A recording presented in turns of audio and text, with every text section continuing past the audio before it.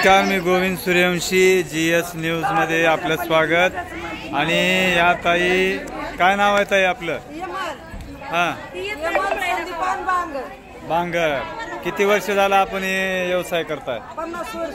50 वर्ष झालं।